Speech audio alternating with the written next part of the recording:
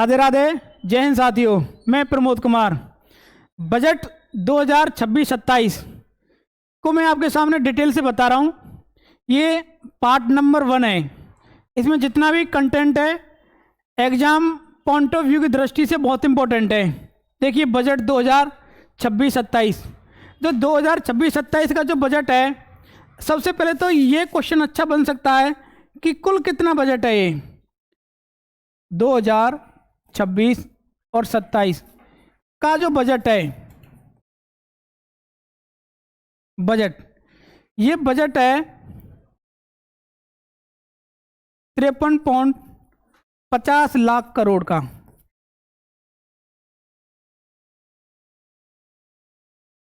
इससे पहले जो बजट पेश किया गया था 2025 और 26 का, पूर्व वर्ष का पहले, तो वो बजट था 2025 और 26 वर्ष का कुल बजट था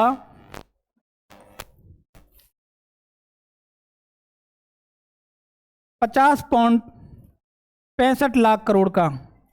50.65 लाख करोड़ का।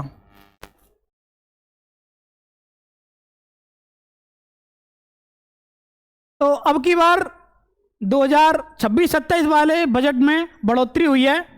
साथ ही बजट से संबंधित प्रमुख तथ्य, पीछे की पृष्ठभूमि के बारे में हम जानकारी बताते हैं आपके लिए कि ब्रिटिश भारत के समय बजट सबसे पहले किसने प्रस्तुत किया? तो जेम्स विल्सन 1860 में जेम्स विल्सन ने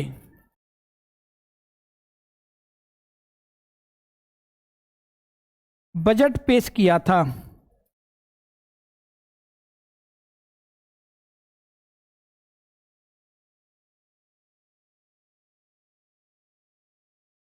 $1860 में। अब इसमें अगर तारीख भी पूछता है तो तारीख बता सकते हैं। उस समय तारीख थी 18 फरवरी।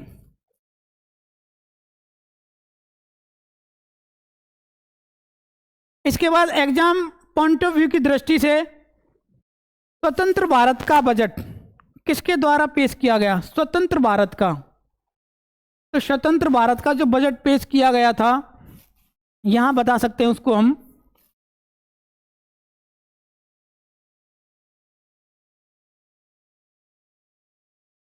स्वतंत्र भारत का बजट 1947 में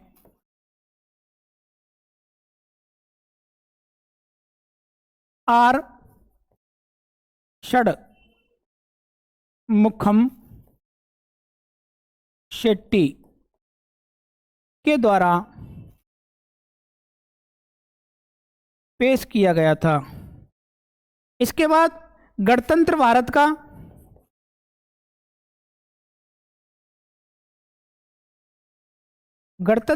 बजट 1950 में जॉन मथई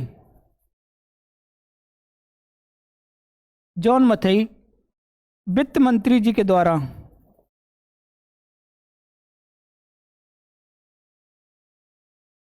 पेश किया गया था।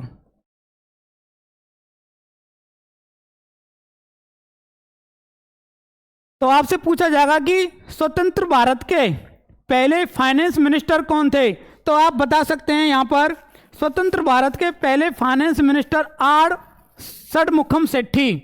गणतंत्र भारत के पहले वित्त मंत्री तो वो होंगे जॉन मथई। साथ ही जो 2026 में जो बजट पेश किया गया है, इसके 3 कर्तव्य भारतीय फाइनेंस मिनिस्टर निर्मला सीतारमण जी ने बताए। नंबर 1, आर्थिक विकास को गति प्रदान करना और उसे धारणीय रखना, यह कर्तव्य बताया गया है फाइनेंस मिनिस्टर निर्मला सीतारमण जी के द्वारा। दूसरा कर्तव्य है हमारे लोगों की आकांक्षाओं को पूरा करना। सबको, सबका साथ, सबका विकास और सबका सपना पूरा करना, यह कर्तव्य है। साथ ही इसकी पूरी व्याख्या दी गई है। यह सुनिश्चित करना है कि प्रत्येक परिवार, समुदाय और क्षेत्र के पास संसाधन, सुविधाओं और सार्थक भागीदारी के अवसर तक पहुंच आसान रहे। ये 3 कर्तव्य बताएं। और साथ ही तमिलनाडु राज्य की कांचीपुरम में साड़ियाँ बनती हैं, तो कांचीपुरम की बड़ी फेमस साड़ियाँ हैं। उस साड़ी को पहनकर निर्मला सीतारमण जी ने बजट पेश किया है। प्रत्येक वर्ष जब बजट पेश करती हैं निर्मला सीतारमण जी, तो किसी ना किसी राज्य की फेमस जो प्रसिद्ध साड़ियाँ होती हैं उसको पहन करके ही बजट पेश करती हैं। इससे पहले 2025 में जो बजट पेश किया था, तो बिहार राज्य की मधुबन साड़ी बड़ी फेमस थी, उसको पहनकर बजट पेश किया था, जिसको बोलेंगे मधुबन कला। और यहाँ पे कांचीपुरम तमिलनाडु की 2026 में जो बजट पेश किया है। सरकार के मुख्य संकल्प: किसान, महिला, दलित, पिछड़े और कमजोर वर्ग पर विशेष ध्यान देना। वर्ष 2026 का जो बजट है इस पर मुख्य फोकस किया जाएगा। तेज और टिकाऊ आर्थिक विकास, सबका साथ, सबका विकास और सबका सपना साकार करना। हर परिवार, हर क्षेत्र तक सुविधाएं, संसाधन और अवसर प्रदान कराना, यह इसका मुख्य उद्देश्य है। इसके बाद इसमें जो रिफॉर्म की जो सुविधाएं बढ़ाई गई हैं, ये भी एक नया प्रावधान किया गया है बजट के अंदर। देखिए, रिफॉर्म एक्सप्रेस सुधारों की रफ्तार, जिसमें जीएसटी को और सरल बनाएंगे, श्रम कानून आसान होंगे, अनावश्यक नियम हटाए जाएंगे, लगभग 350 सुधार किए जाएंगे। केंद्र और राज्य मिलकर कंप्लायंस बोझ घटा रहे हैं। केंद्र और राज्य मिलकर। साथ ही विनिर्माण, मैन्युफैक्चरिंग पर विशेष जोर दिया जाएगा। भारत में फैक्ट्री लगाना आसान रहेगा। जो फैक्ट्री लगाने के नियम होते हैं उनको थोड़ा सरल बनाया जाएगा। 2026 के बजट में ये कहा गया है।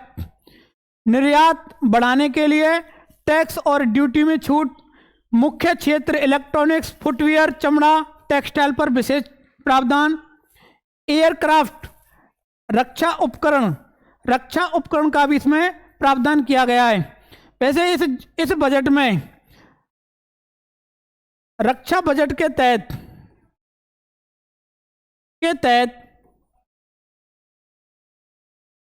कुल जो खर्च किया जाएगा,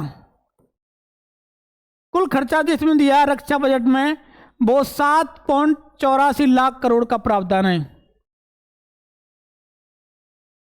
करोड़ किया गया है।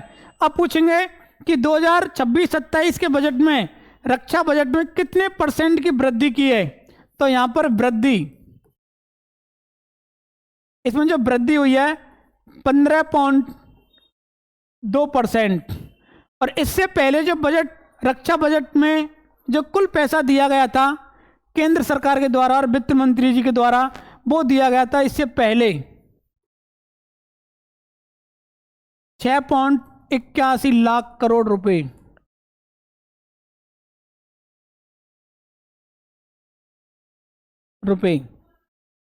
तो लगभग आपसे एग्जाम में पूछ सकता है कि 2026 के रक्षा बजट में कितने परसेंट कर मतलब वृद्धि हुई है, तो 15.2%।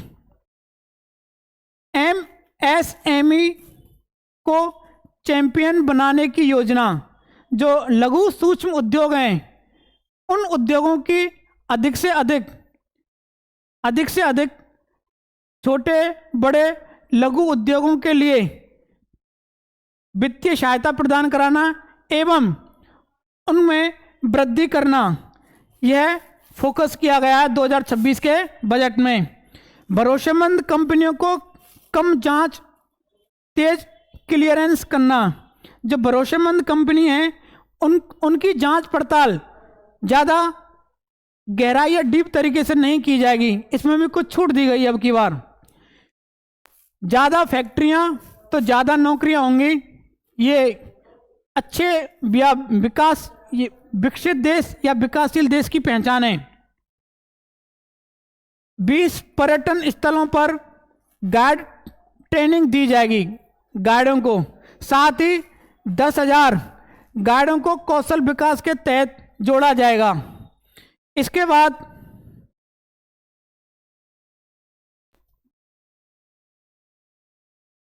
सेवा क्षेत्र में या सेवा क्षेत्र को और मजबूत बनाना, जैसे पुरातत्व स्थल, जो पुरातत्व स्थल हैं, पुरातत्व स्थलों को पर्यटन केंद्र बनाना, साथ ही पूर्वोत्तर जो राज्य हैं जहां पर बुद्ध सर्किट बनाने की योजना बनाई गई है, पूर्वोत्तर और बुद्ध सर्किट का विकास करना। STME शिक्षा, ये महिलाओं के लिए विशेष प्रावधान किया गया है। इसमें साइंस, टेक्नोलॉजी, इंजीनियरिंग और मैथ, ये स्टीम शिक्षा का प्रावधान है, या स्टीम शिक्षा को बढ़ावा देना। साथ ही शिक्षा और पर्यटन के लिए, शिक्षा के लिए विशेष प्रावधान, जो पढ़ने वाली लड़कियां हैं उनके लिए केंद्र सरकार या वित्त मंत्री जी के द्वारा यह प्रावधान किया गया है या घोषणा की गई है कि भारत में लगभग 800 जिले हैं, हर जिले में एक गर्ल्स हॉस्टल बनाया जाएगा, छात्रावास, महिला छात्रावास। वित्तीय क्षेत्र में प्रावधान किया है बैंकिंग और बाजार में सुधार, जिसमें कहा गया है कि हाई लेवल कमेटी का गठन किया जाएगा, म्युनिसिपल बॉन्ड प्रोत्साहन किया जाएगा, कॉरपोरेट बॉन्ड बाजार की मजबूती करना, SST में बदलाव, ठीक है, futures options premium option chain, IT और डिजिटल सेवाएं, IT कंपनियों को टैक्स राहत में छूट दी जाएगी, और डेटा सेंटर, क्लाउड सेंटर सेवाओं को बढ़ाया जाएगा, IT विवाद निपटारे तेजी से किए जाएंगे। यह प्रावधान वर्ष 2026 के बजट में किए गए हैं।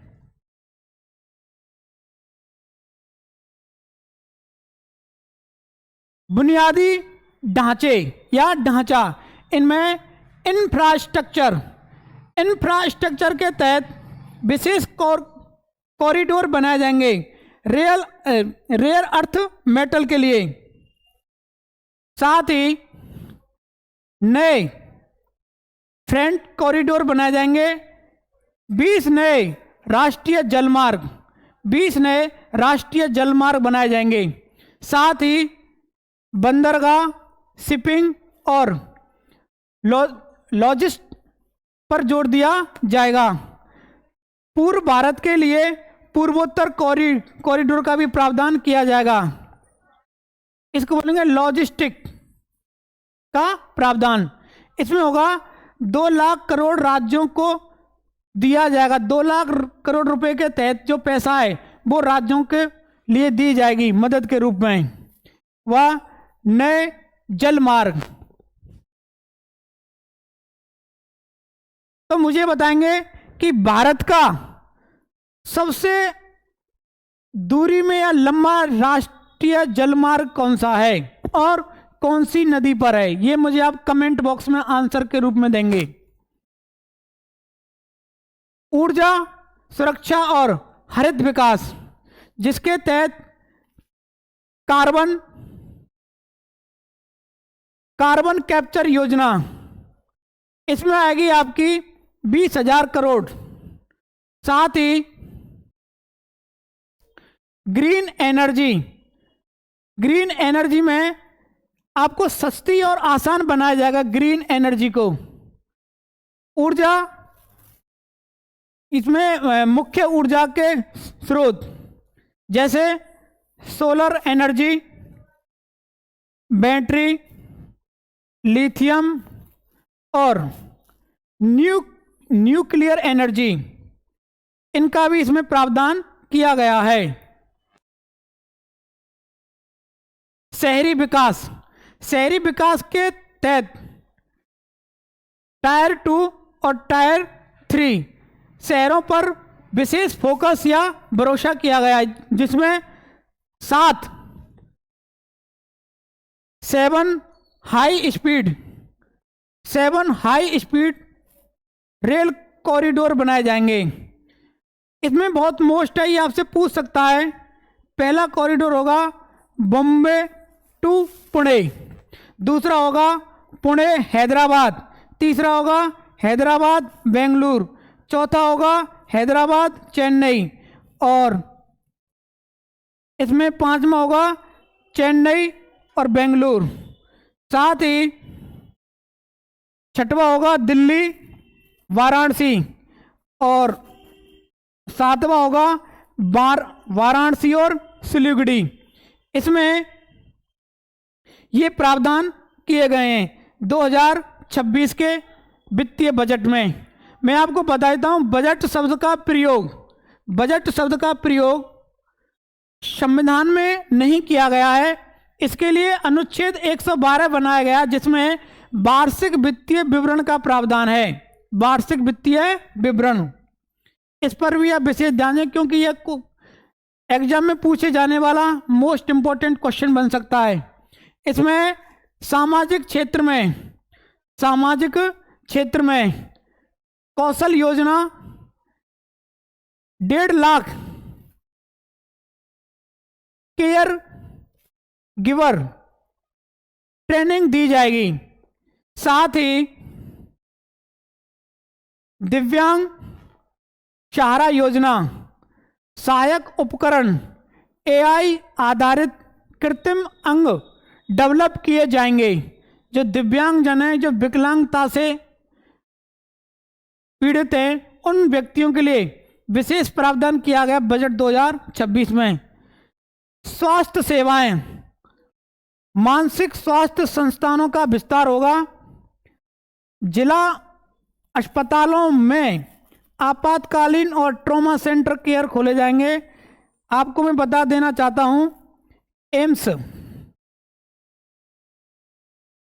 3 बड़े एम्स खोलने का प्रावधान भी किया गया है बजट 2026 में। एम्स,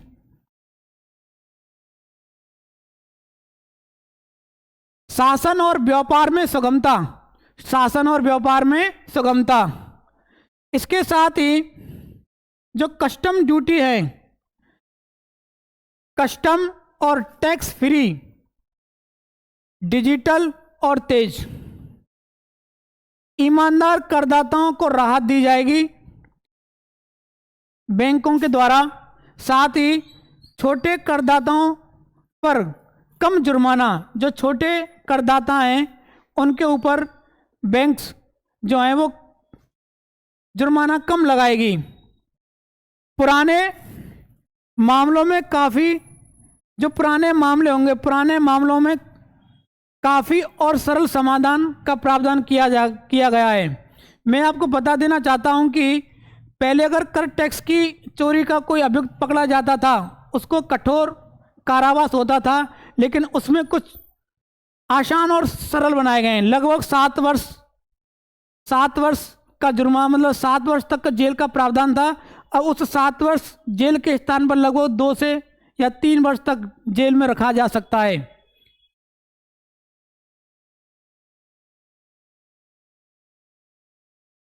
टैक्स में आम आदमी को राहत, टैक्स में आम आदमी को जो राहत दी गई है वो है विदेशी या विदेश यात्रा पर टीसीएस कम करना, शिक्षा और इलाज पर टीसीएस कम करना, छोटे करदाताओं के लिए आसान नियम बनाना। अगर किसी व्यक्ति का विदेश में या किसी अदर कंट्री में पैसा जमा है तो उसमें टैक्स में कुछ छूट की गई है वित्त मंत्री जी के द्वारा। कैंसर की दवाओं पर टैक्स में छूट दी गई है। कैंसर की जो कैंसर बीमारी जो होती है उसकी दवाओं में उसमें टैक्स में छूट दी गई है। ये स्वास्थ्य से सेवा सस्ती, स्वास्थ्य से या स्वास्थ्य सेवा सस्ती, कैंसर पीड़ितों के लिए विशेष प्रावधान किया गया है।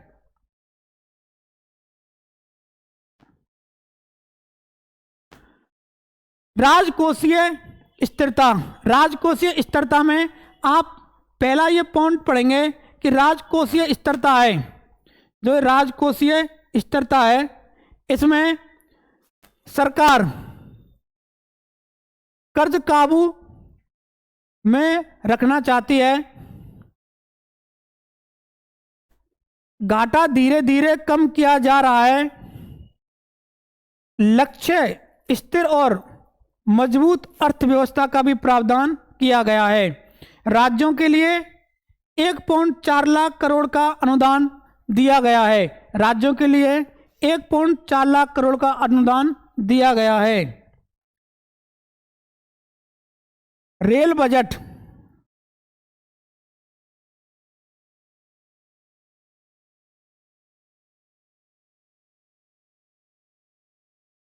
रेल बजट और आम बजट कौन सी समिति के द्वारा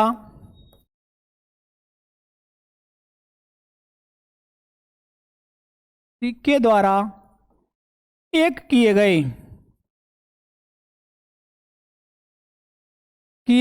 गए?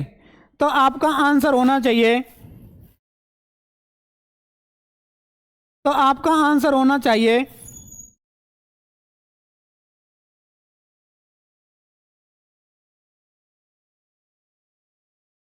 विवेक देवराय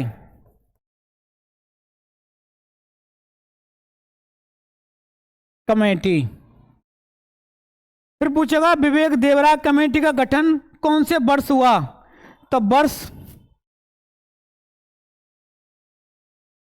है 2017।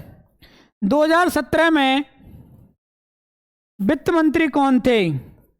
इनका भी नाम पूछा जा सकता है। वित्त मंत्री थे अरुण जेटली जी।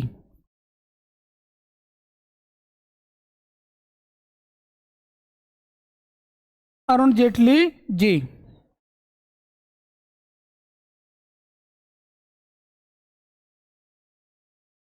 साथ ही इस समय के रेल मंत्री, 2017 के रेल मंत्री सुरेश प्रभु,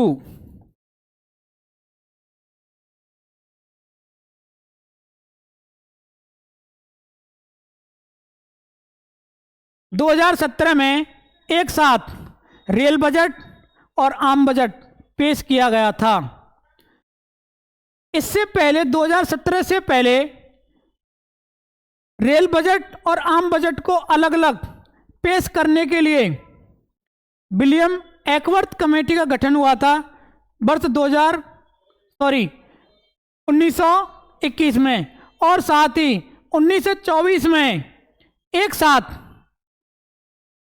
1924 में अलग अलग रेल बजट और आम बजट को पेश किया गया था। यह क्वेश्चन पूछा जा सकता है कि किस वर्ष रेल बजट और आम बजट को अलग अलग प्रस्तुत किया गया था। ये सारी डिटेल से जानकारी मैंने आपको बताई है और लगातार मेहनत करते रहें और आगे बढ़ें। जय हिंद, राधे राधे।